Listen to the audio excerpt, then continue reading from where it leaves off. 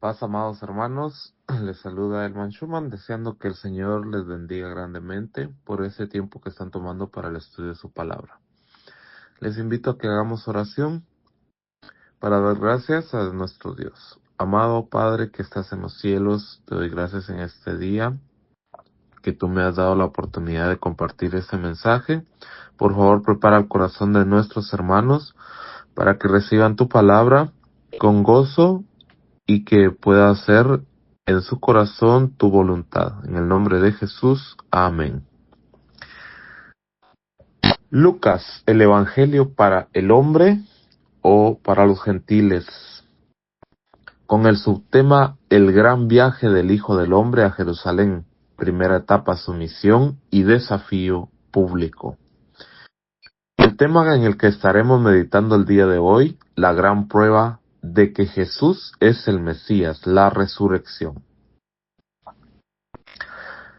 Les invito a que leamos, si tienen a la mano su Biblia, Lucas capítulo 11, versículos del 29 al 36.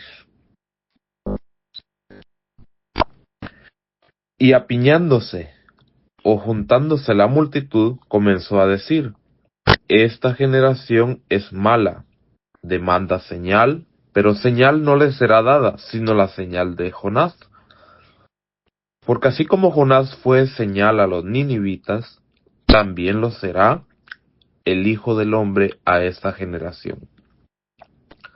La reina del sur se levantará en el juicio con los hombres de esta generación y los condenará, porque ella vino de los fines de la tierra para oír la sabiduría de Salomón, y he aquí más que Salomón en este lugar.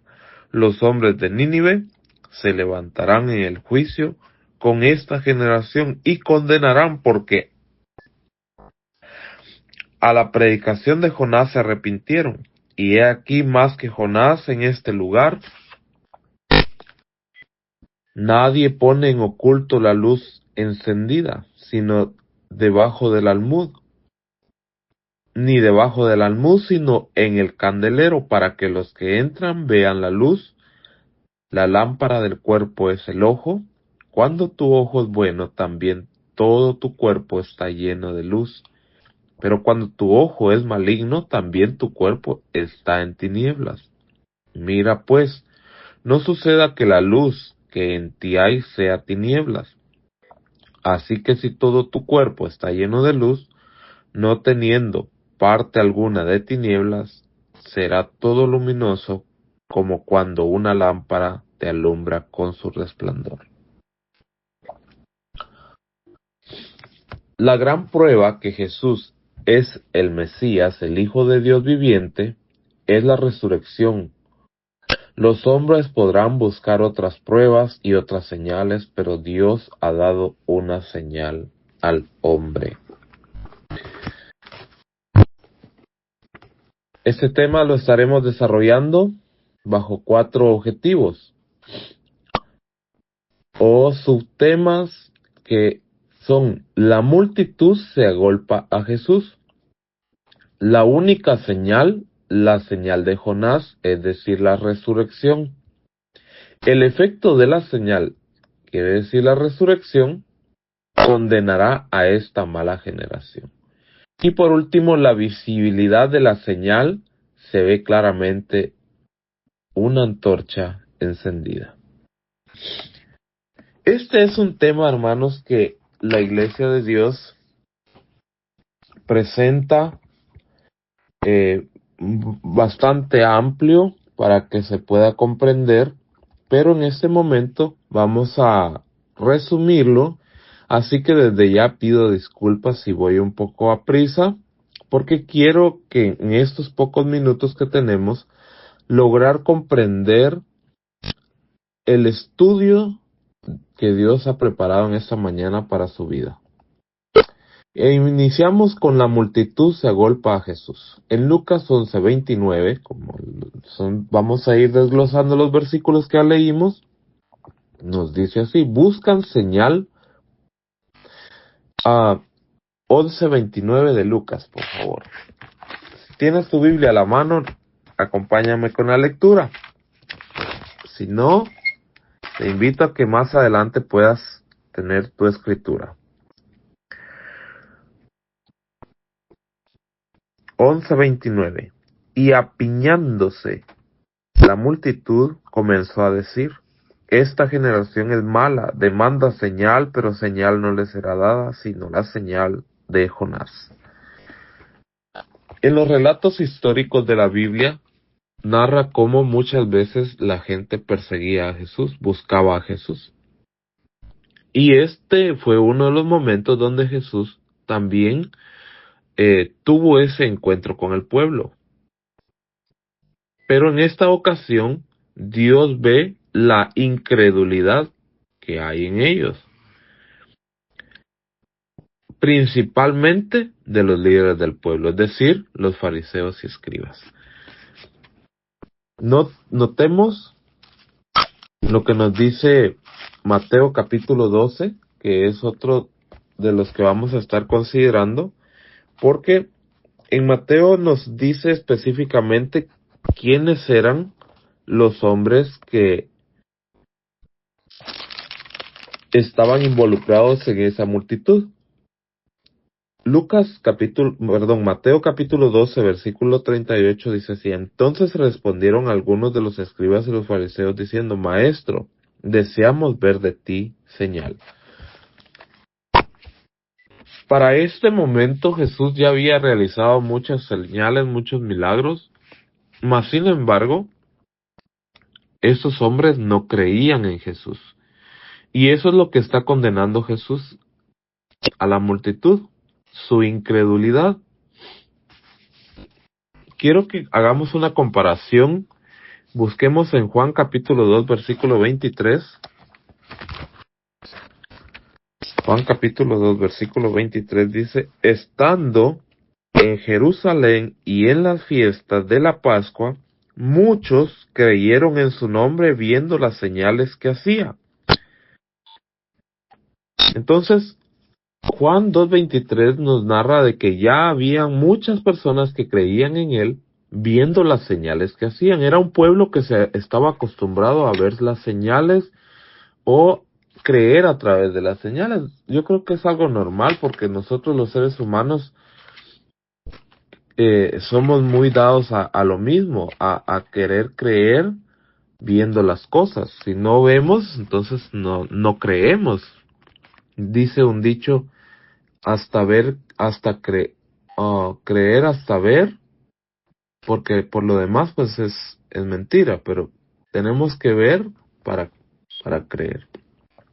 Y eso mismo estaba ocurriendo con el pueblo de Israel, que ellos querían ver, y definitivamente el Señor Jesucristo les mostraba señales al pueblo para que creyeran. Ahora notemos que nos dice Lucas 7:30. Y aquí está la comparación, aquí está la diferencia. Lucas capítulo 7, versículo 30. Mas los fariseos y los intérpretes de la ley desecharon los designios de Dios respecto de sí mismos, no siendo bautizados por Juan. Y aunque ciertamente en ese momento se reunieron, buscaron a Jesús, habían personas creyentes en él, y estaban los fariseos y escribas, los principales del pueblo, que eran los encargados de dirigir al pueblo, los que estaban cayendo en incredulidad, y esa incredulidad es la que el Señor Jesús les está reprochando. Cuando nosotros buscamos a Jesús, debemos de hacerlo con corazón arrepentido, con un corazón creyendo en el Señor, en su palabra, para no caer en la misma condición de los fariseos, los escribas y los intérpretes de la ley. Juan capítulo 6, versículo 24 al 29, Es un poquito larga la lectura, pero quiero que me acompañen a verla. Dice así. Cuando vio pues la gente que Jesús no estaba ahí, ni sus discípulos, entraron en las barcas y fueron a Capernaum buscando a Jesús. Hallándole al otro lado del mar, le dijeron, Rabí, ¿qué quiere decir maestro? ¿Cuándo llegaste acá? Respondió Jesús y le dijo, de cierto os digo que me buscáis no porque habéis visto las señales, sino porque comisteis el pan y os saciasteis. Trabajad no por la comida que perece, sino por la comida que a vida eterna permanece, la cual es el Hijo del Hombre, y os dará, porque a este señaló Dios el Padre. Entonces, hermanos, cuando nosotros busquemos a Dios, tengamos claro cuál es nuestro propósito de buscar al Señor Jesucristo. Y Él está diciendo, quiero leer el versículo 28-29 para concluir. Entonces le dijeron, ¿qué debemos hacer para poner en práctica la obra de Dios? Respondió Jesús y le dijo, esta es la obra de Dios, que creáis en el que Él ha enviado. Las Sagradas Escrituras, o como nosotros comúnmente le conocemos como el Antiguo Testamento, hablaban abiertamente de Jesucristo. Muchas cosas acerca de Él se cumplieron, muchas profecías principalmente en Él se cumplieron, y en ello es lo que no creyó los fariseos y algunos del pueblo también, pero principalmente los líderes del pueblo que estaban reunidos en ese momento con Jesús. El Señor Jesús les está condenando esa incredulidad.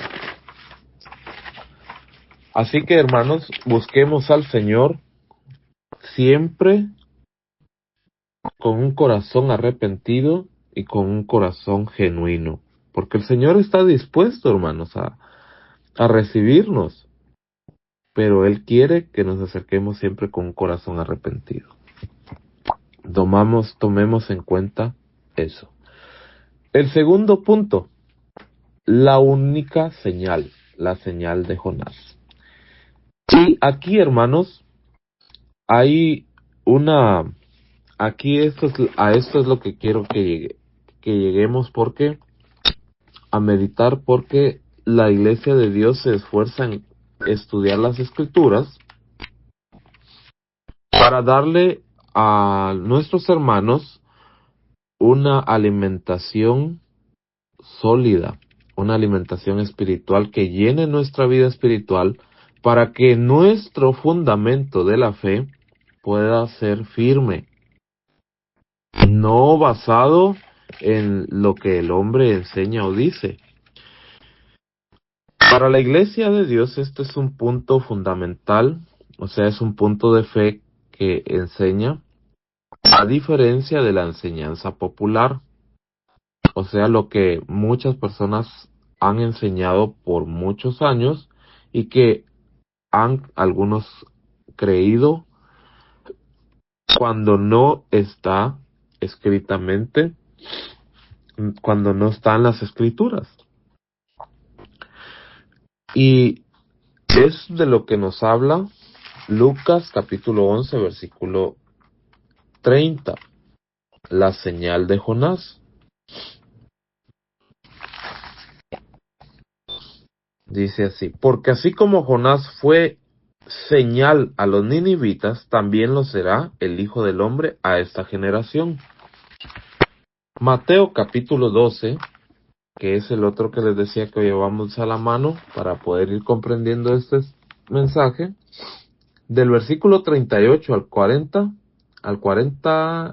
vamos a leer. Dice, entonces respondieron algunos de los escribas y los fariseos diciendo, Maestro, deseamos ver de ti señal. Él les respondió, les dijo, la generación mala y adúltera demanda señal, pero señal no les será dada, sino la señal del profeta Jonás. Porque como estuvo Jonás en el vientre del gran pez 3 días y 3 noches, así estará el Hijo del Hombre en el corazón de la tierra 3 días y 3 noches. La enseñanza popular dice que Jesús muere un viernes y resucita un domingo, y que ahí están los 3 días, viernes, sábado y domingo. Las Sagradas Escrituras nos están diciendo que Jesús está usando la señal de Jonás, que fueron 3 días y 3 noches. Si hubiera sido que él muere viernes, estamos hablando que de viernes a sábado, un día y una noche. De sábado a domingo, 2 días y 2 noches. Y domingo a lunes, 3 días y 3 noches. Pero en Mateo capítulo 28, quiero que vayamos a Mateo capítulo 28 y su versículo 1. Note lo que dice Mateo. El Evangelio escrito por Mateo dice versículo 1. Pasado el día de reposo, al amanecer del primer día de la semana, vinieron María Magdalena y la otra María a ver al sepulcro. Y hubo un gran terremoto porque un ángel del Señor descendió del cielo y llegando, removió la piedra y se sentó sobre ella. Su aspecto era como un relámpago y su vestido blanco como la nieve, y de miedo de él los guardas temblaron y se quedaron como muertos, o sea, se desmayaron. Mas el ángel respondiendo dijo a las mujeres, no temáis vosotras porque yo sé que buscáis a Jesús, el que fue crucificado. Versículo 6, no está aquí, pues ha resucitado, como dijo, venid, ved el lugar donde fue puesto el Señor.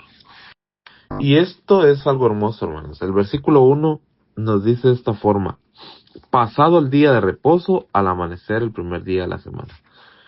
Allá en Génesis capítulo 1, versículos 3 al 5, nos dice que Dios creó la luz. Y es su primera creación, la luz. ¿Por qué? Para hacer una separación del día, porque ya existían tinieblas. ¿Cuántas horas de tinieblas? 12 horas. Entonces, 12 horas de oscuridad más 12 horas de claridad de día, de luz,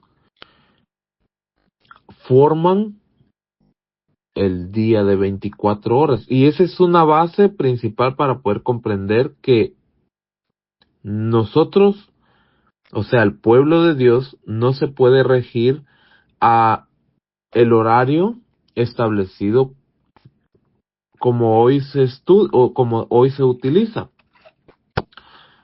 Porque para el horario que ahora se utiliza, el día inicia a las 12 de la noche. Nosotros debemos de estudiar las Sagradas Escrituras tal como Dios lo creó. Porque allá en Génesis capítulo 1, versículo 5 nos dice, y fue la tarde, o sea, la parte oscura, y la mañana, un día, la parte clara. Porque Dios inicia su creación, o sea, el día inicia con la caída del sol.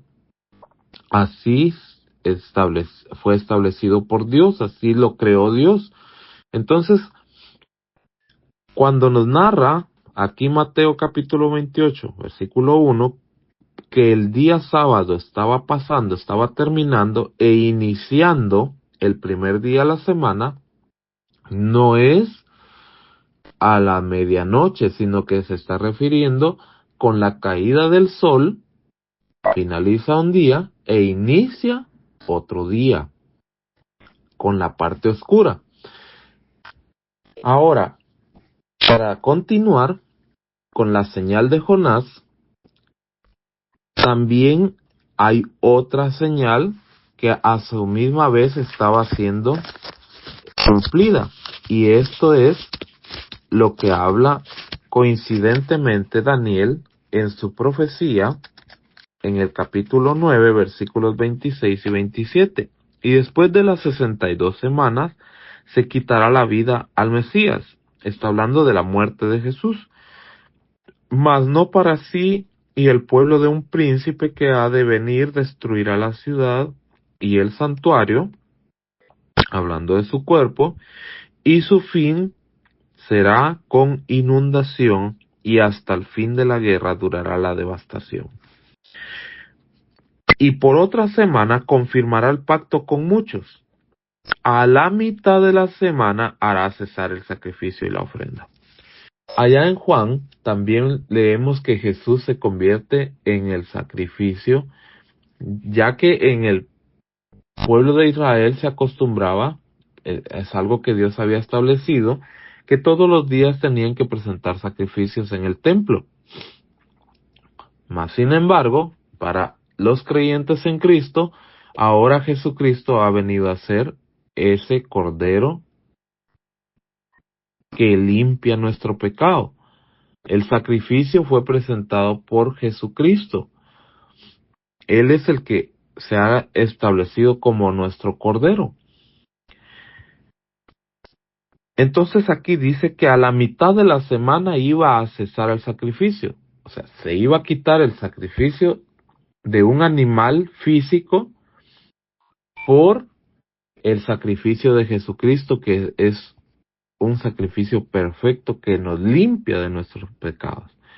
Entonces, pero aquí lo interesante es de que coincidentemente esta profecía que habla de día por año, coincide también que Jesús iba a morir a la mitad de la semana. ¿Y cómo lo podemos comprobar? Bueno, es que la semana tiene 7 días. El día cuarto es la mitad de la semana. Sabemos por las Sagradas Escrituras que el día de reposo, o sea, el Shabbat, es el séptimo día, donde Dios reposó. Ahora, si contamos del cuarto día para el quinto día, tenemos un día y una noche. Del quinto día al sexto día, 2 noches y 2 días. Y del sexto día al séptimo día tenemos 3 noches y 3 días. En el relato de Mateo podemos comprender que el ángel remueve la piedra para que aquellas mujeres entren al sepulcro y vean que Jesús ya no está allí. O sea que aquellas mujeres llegan cayendo el sol del día de reposo sábado, entran al sepulcro y el ángel les dice, vean que no está aquí. ¿Por qué razón ellas llegan el día sábado, pasado el día sábado? Porque era prohibido caminar cierta distancia en día sábado. Pero una vez pasado, o sea, ocultándose el sol, ellas podían, ya siendo el primer día de la semana, ellas ya podían ir al sepulcro a ver a Jesús. Yo sé que esto lo llevé algo rápido porque es un estudio más grande, hermanos, donde podemos observar a través de Marcos la hora que Jesús muere a las 3 de la tarde y él no tiene velatorio como comúnmente nosotros velamos a nuestros muertos antes de enterrarlos, pero dentro de las 3 de la tarde para las 6 de la tarde, que normalmente es donde se oculta el sol, Jesús es solicitado por José de Arimatea a Pilatos y es llevado a un sepulcro nuevo que estaba en una peña cerca de donde él fue muerto, y él empieza el conteo desde que es puesto, dice ahí en Mateo, en el corazón de la tierra, o sea, cuando es introducido en ese sepulcro. Desde ahí podemos iniciar el conteo de esta señal. ¿Por qué es que Dios da tantos detalles tan específicos de su muerte? Porque para el pueblo debía ser el cumplimiento de las profecías anunciadas de él en Jesucristo, para que creyera al pueblo, para que los hombres pudieran observar y creer que él era el verdadero Hijo de Dios. Y todos los acontecimientos que dan en su muerte también podemos ver como el terremoto, el oscurecimiento del cielo al mediodía. Y hay muchas señales que se fueron cumpliendo en Jesucristo. Pero el objetivo principal de Jesús era que el hombre que su pueblo creyera en él, que era el Hijo de Dios, para vida eterna.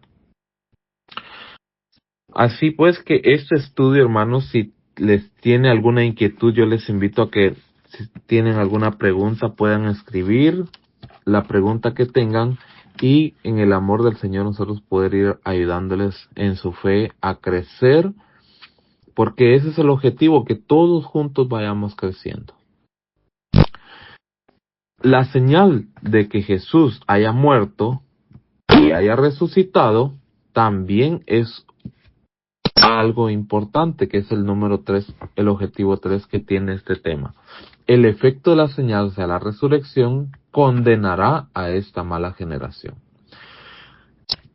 Lucas capítulo 11, versículo 31 al 32, nos continúa la narración de este mensaje, que la reina del sur se levantará en el juicio con los hombres de esta generación y la condenarán, porque ella vino de los fines de la tierra para oír la sabiduría de Salomón, y aquí, más que Salomón, en este lugar, los hombres de Nínive se levantarán en el juicio con esta generación y la condenarán, porque a la predicación de Jonás se arrepintieron, y aquí más que Jonás en este lugar. Hablando de Jesús.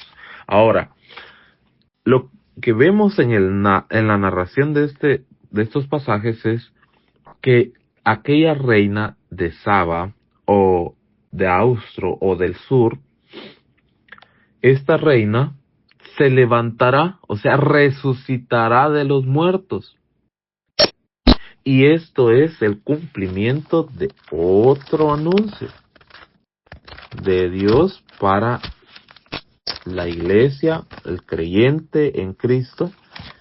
Una de las promesas más hermosas que el Señor le está haciendo a la humanidad, que así como Jesús es el ejemplo de la resurrección, note lo que dice aquí las Sagradas Escrituras. Dice así: además os declaro, hermanos, estoy leyendo primera carta a los Corintios capítulo 15, versículo 1 al 4, perdón. Dice: además os declaro, hermanos, el evangelio que os he predicado, el cual también recibisteis, en el cual también perseveráis, por el cual asimismo, si retenéis la palabra que os he predicado, sois salvos, si no creísteis en vano.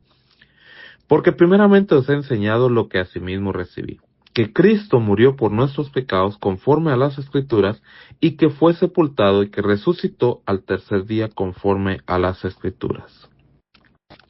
El Evangelio está basado en eso, en el anuncio de que Cristo murió por nuestros pecados, pero que también murió y resucitó. ¿Por qué razón? Ahora vamos al versículo 20. Dice así el versículo 20.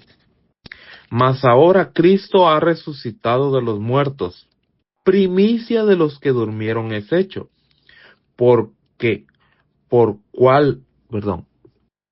Del 20, vamos al 23. Pero cada uno en su debido orden. Cristo, las primicias. Luego los que son de Cristo en su venida. Y esta es la promesa más hermosa que debemos de observar, de que así como Jesús murió y resucitó, Él está prometiendo a los creyentes en Cristo resucitar de los muertos. Y vean lo más hermoso que para mí me llena de alegría mi corazón y me fortalece en la fe, es lo que dice el versículo 50. Pero esto digo, hermanos, de la carne y la sangre no pueden heredar el reino de Dios, ni la corrupción heredará la incorrupción. He aquí os digo un misterio, algo que estaba oculto. No todos dormiremos, pero todos seremos transformados. En un momento, en un abrir y cerrar de ojos, a la final trompeta, porque se tocará la trompeta, y los muertos serán resucitados incorruptibles. Dice, y los muertos serán resucitados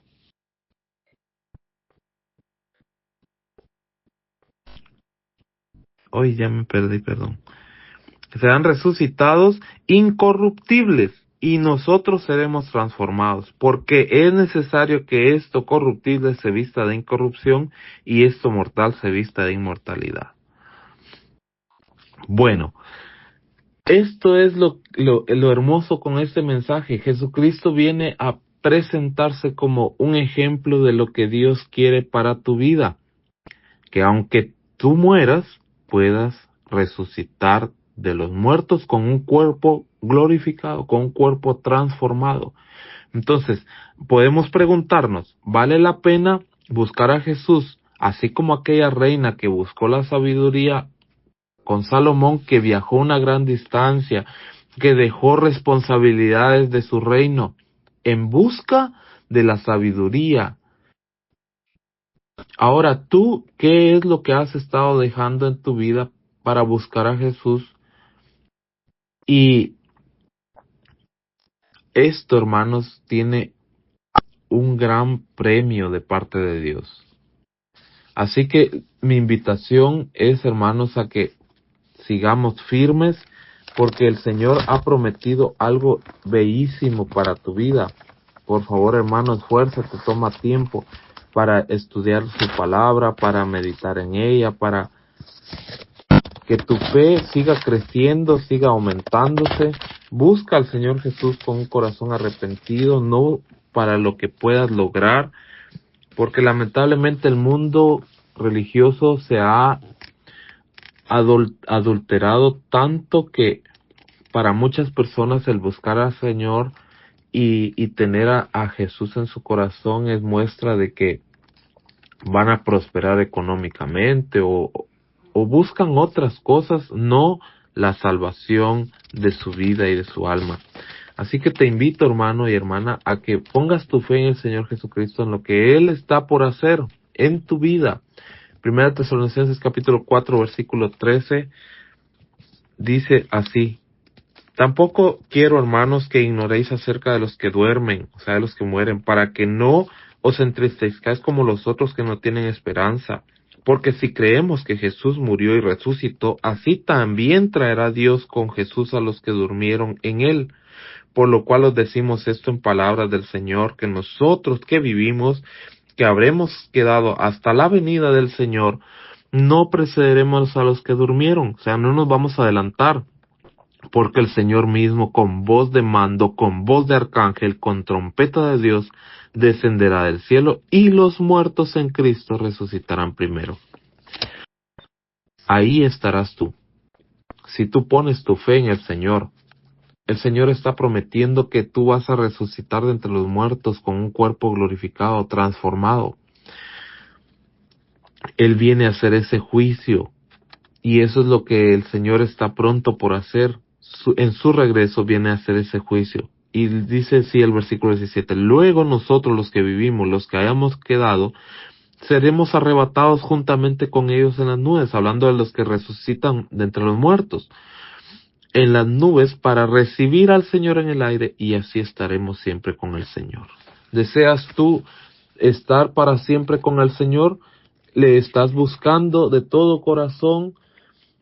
Porque ese es tu anhelo, permanecer con el Señor para siempre.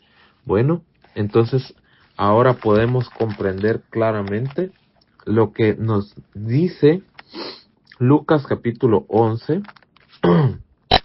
Quiero finalizar este estudio con Lucas capítulo 11, versículos 33 al 36. Nadie pone en oculto la luz encendida. Lo que hoy se ha encendido en tu corazón es una fe firme y segura basada en las Escrituras, que tiene el propósito de llevarte a la vida eterna.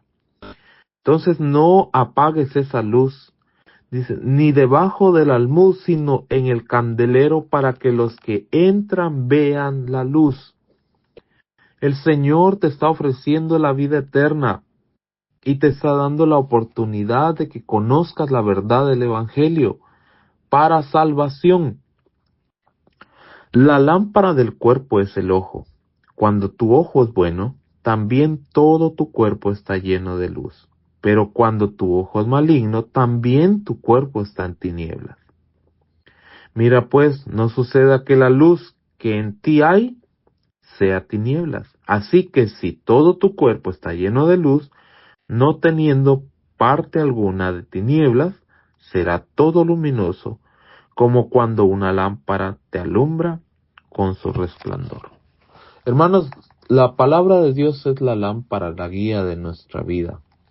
Hoy espero que, así como aquellos hombres que se agolparon buscando a Jesús por alguna sanidad, por algo que ellos necesitaban en su vida, también tú tengas esa intención y ese deseo ese anhelo de buscar a Jesús. Síguele buscando, pero no como aquella generación mala que buscan señales de Dios.